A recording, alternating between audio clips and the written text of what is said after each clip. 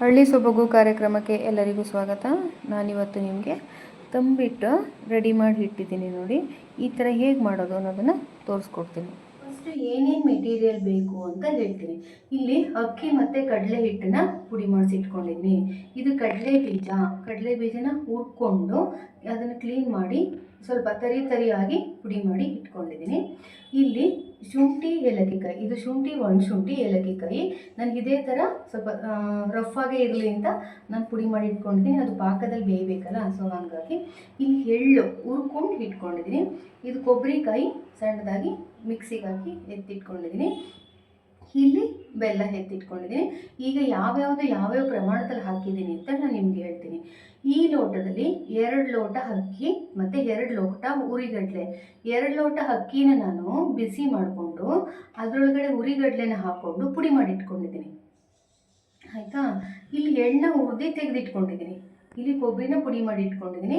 ಇದು ಬೆಲ್ಲ ಅಳತೆ ಹೆಂಗೆ ಅಂತಂದರೆ, ಇಲ್ಲಿ ನಾನು 4 ಲೋಟ ಹಾಕ್ಕೊಂಡಿದ್ದೀನಿ. ಇಲ್ಲಿ ಪೌಡ್ರು 4 ಲೋಟ ಪೌಡ್ರ್ ಇರೋದ್ರಿಂದ ಈ ಅಳತೆ ಬೆಲ್ಲನ ನಾನು ಒಂದು ಲೋಟಕ್ಕೆ 2 ಹಚ್ಚು ಬೆಲ್ಲ ಬೇಕು. ಸೊ ನಾನಿಲ್ಲಿ 8 ಹಚ್ಚು ಬೆಲ್ಲ ಇಟ್ಕೊಂಡಿದ್ದೀನಿ. 8 ಹಚ್ಚು ಬೆಲ್ಲ ಇದೆ ಇದರಲ್ಲಿ. 4 ಲೋಟ ಅಕ್ಕಿ ಹಿಟ್ಟಿದೆ ಇದರಲ್ಲಿ. ಇದೆಲ್ಲ ಒಂದೊಂದು ಲೋಟ, ಇದೆರಡು 1 ಲೋಟ ಇದೆ. ಸ್ವಲ್ಪ ನಿಮಗೆ ಎಷ್ಟು ಬೇಕೋ ಅಷ್ಟು ಹಾಕ್ಕೋಬೋದು. ನಾನಿವಾಗ ಪಾಕ ತೆಗೆಯೋ ವಿಧಾನ ಹೇಳ್ಕೊಡ್ತೀನಿ. ನಾನು ಈ ಪ್ಯಾನಲ್ಲಿ ಇಷ್ಟು ಬೆಲ್ಲನ ಹಾಕ್ತಾ ಇದ್ದೀನಿ. ಈಗ ನನ್ನ ಹತ್ರ 1 ಲೋಟ ನೀರಿದೆ.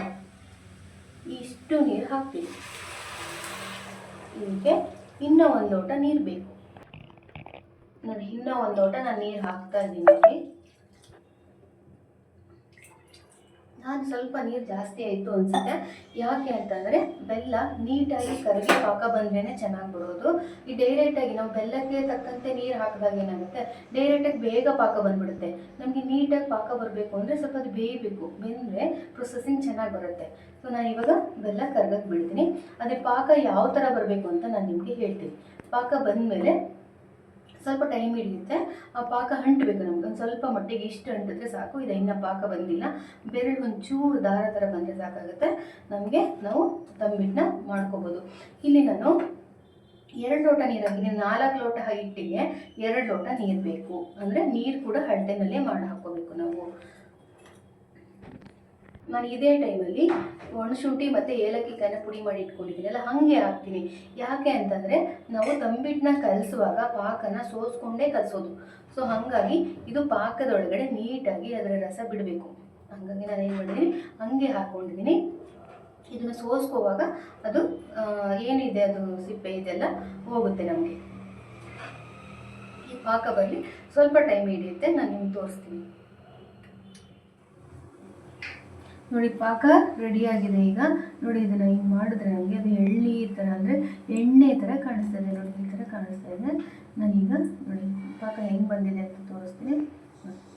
ಇದೆರಡು ಹಿಂಗೆ ಅಂಟ್ಕೊಂಡ್ರೆ ಸಾಕು ನಮಗೆ. ಅಂದರೆ ಇಷ್ಟು ಅಂಟಿದ್ರೆ ಸಾಕು ಪಾಕ ಬಂದಿದೆ ಅಂತ. ತುಂಬ ಗಟ್ಟಿ ಪಾಕ ಆದರೆ ಏನಾಗುತ್ತೆ, ತಂಬಿಟ್ಟು ಗಟ್ಟಿ ಆಗಿಬಿಡುತ್ತೆ.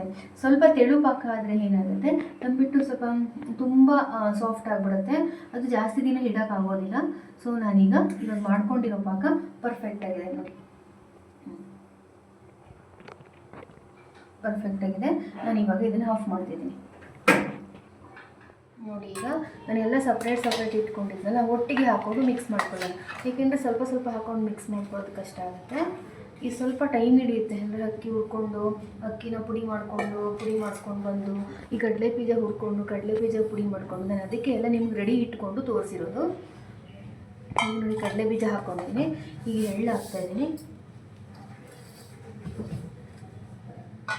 ಮತ್ತು ಈಗ ಕೊಬ್ಬರಿ ಹಾಕ್ಕೊತಾ ಇದ್ದೀನಿ. ಹಸಿಕಾಯಿ ಹಾಕಬಾರ್ದು, ಇದಕ್ಕೆ ಕೊಬ್ಬರಿನೇ ಹಾಕಬೇಕು. ಸ್ವಲ್ಪ ದಿನ ಇಟ್ಕೊಂಡು ತಿನ್ಬೋದು. ಸೊ ಹಾಗಾಗಿ ಕೊಬ್ಬರಿನೇ ಹಾಕಿದೆ ನಾನಿಲ್ಲಿ. ಇದನ್ನೆಲ್ಲ ನೀಟಾಗಿ ಮಿಕ್ಸ್ ಮಾಡ್ಕೊಬೇಕು. ಈಗ ಈ ಥರ ನೀಟಾಗಿ ಮಿಕ್ಸ್ ಮಾಡ್ಕೋಬೇಕು. ನಾವು ಒಂದೊಂದೇ ಉಂಡೆ ಕಲಿಸೋದ್ರಿಂದ ಒಂದು ಕಡೆ ಮಿಕ್ಸ್ ಆಗಿರುತ್ತೆ, ಇನ್ನೊಂದು ಕಡೆ ಮಿಕ್ಸ್ ಆಗಿರೋದಿಲ್ಲ. ಸೊ ಹಾಗಾಗಿ ನಾವೆಲ್ಲ ಕೈಯಲ್ಲಿ ಈ ಥರ ಮಿಕ್ಸ್ ಮಾಡ್ಕೋಬೇಕು.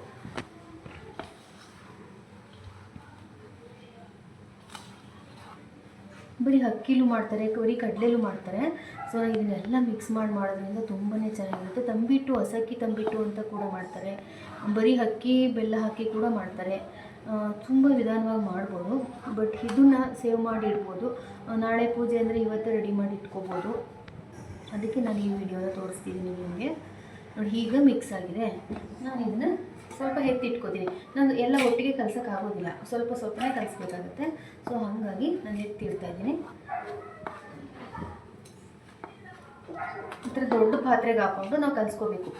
ಒಂದು ಚಿಕ್ಕ ಪಾತ್ರೆಯಲ್ಲಿ ಕಲಸೋಕ್ಕಾಗೋದಿಲ್ಲ, ಚೆಲ್ಲುತ್ತೆ. ಸೊ ನಾನು ಇಷ್ಟು ಪೌಡ್ರನ್ನ ನಾನು ಇಟ್ಕೊಂಡಿದ್ದೀನಿ. ಎಲ್ಲ ಮಿಕ್ಸ್ ಮಾಡಿಕೊಂಡು ನೋಡಿ ನಾನಿಲ್ಲಿ ಪಾಕ ತೆಗೆದಿಟ್ಕೊಂಡಿದ್ದೀನಿ. ನೋಡಿ ಏಲಕ್ಕಿ ಕಾಯಿ ಮತ್ತು ಒಣಶುಂಠಿ ಎಲ್ಲ ಹಾಗೆ ಹಾಕ್ಕೊಂಡಿದ್ದೆ.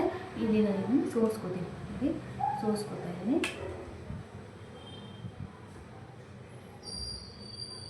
ಸ್ವಲ್ಪ ನೀರು ಪಾಕಕ್ಕೆ ಸ್ವಲ್ಪ ಜಾಸ್ತಿ ಹಾಕ್ಕೊಂಡು ಪಾಕ ತಕ್ಕೊಳ್ಳೋದ್ರಿಂದ ನನಗೆ ಟೈಮ್ಗೆ ನೀಟಾಗಿ ಬರುತ್ತೆ. ಪಾಕ ಸುಡುತ್ತೆ, ನಿಧಾನವಾಗಿ ನೀಟಾಗಿ ಕಲಿಸ್ಕೊಬೇಕು.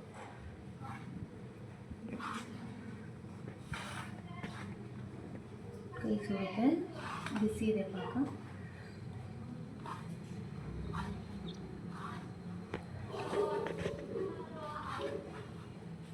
ಇನ್ನೂ ಪಾಕ ಬೇಕೀಗ.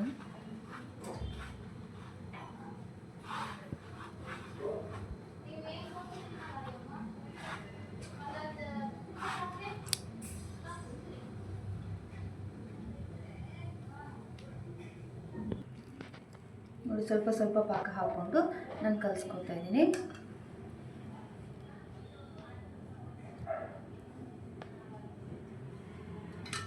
ಈ ಥರ ಕಲಿಸ್ಕೋಬೇಕು.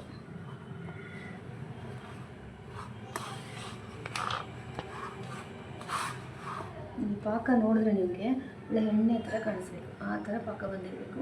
ಆವಾಗ ಪ್ರೊಸೆಸಿಂಗ್ ಚೆನ್ನಾಗಿರುತ್ತೆ. ಪಾಕ ಚೆನ್ನಾಗಿ ಬಂದು ಸ್ವಲ್ಪ ತೆಳು ಪಾಕ ಬಂತು ಅಂದ್ರೂ ಅದು ಚೆನ್ನಾಗಿ ಬರೋದಿಲ್ಲ.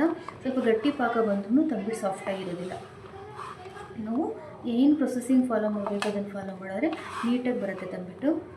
ಸೇವ್ ಮಾಡಿ ಕೂಡ ಇಡ್ಬೋದು. ಒಂದು 15 ಡೇಸು 20 ಡೇಸ್ ಆದರೂ ಇಡ್ಬೋದು, ಏನೂ ಹಾಳಾಗೋದಿಲ್ಲ.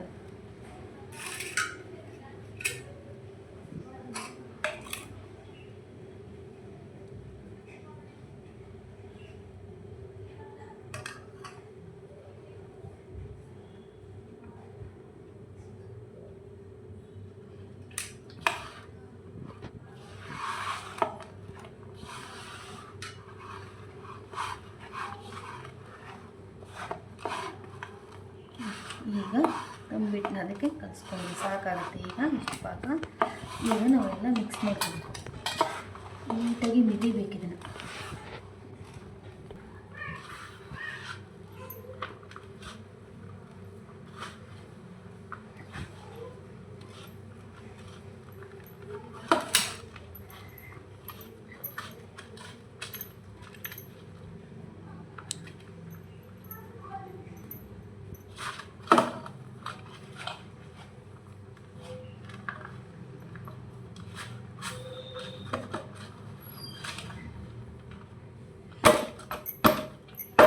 ನಾನು ಮಾಡು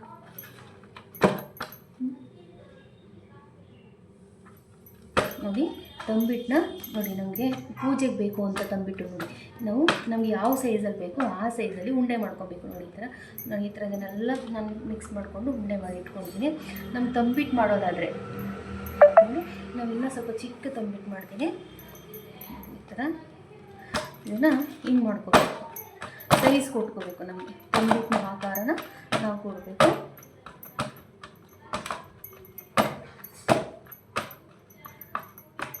ತಂಬಿಟ್ಟಿನ ಆಕಾರ ಕೊಟ್ಬಿಟ್ಟು ಇಲ್ಲೊಂದು ಸ್ವಲ್ಪ ಹೋಲ್ ಮಾಡ್ಕೋಬೇಕು. ಇವಾಗ ತಂಬಿಟ್ಟು ರೆಡಿ ಇದೆ. ಉಂಡೆ ಮಾಡಬೇಕು. ನಾವು ದೇವ್ರ ಪೂಜೆಗೆ ಇಡ್ತಾ ಇಲ್ಲ, ಮನೇಲಿ ತಿನ್ನಕ್ಕೆ ಮಾಡ್ತಿದ್ದೀವಿ ಅಂತಂದರೆ ನೋಡಿ ಇಷ್ಟೇ. ಇದನ್ನು ನಿಮ್ಗೆ ಯಾವ ಸೈಜಲ್ಲಿ ಬೇಕೋ ಆ ಸೈಜಲ್ಲಿ ಉಂಡೆ ಮಾಡ್ಕೋಬೇಕು. ಇಲ್ಲಿ ತಂಬಿಟ್ಟು ಮಾಡ್ಕೋಬೇಕು ಅಂತಂದರೆ ಒಂದು ಉಂಡೆನ ಈ ಥರ ಕಲಿಸ್ಕೊಂಬಿಟ್ಟು ನೋಡಿ, ಪಾಕ ತಗೊಂಡು ಈ ಥರ ಕಲಿಸ್ಕೊಂಬಿಟ್ಟು ಈ ಥರ ಮಾಡಬೇಕು. ಸೌಂಡ್ ಬರುತ್ತೆ ಅಂತ ನಾನು ನಿಧಾನವಾಗಿ ಮಾಡ್ತಿದ್ದೀನಿ. ನೋಡಿ ಈ ಥರ ನೋಡಿ. ಇವಾಗ ರೆಡಿ ಇದೆ ತಂಬಿಟ್ಟು.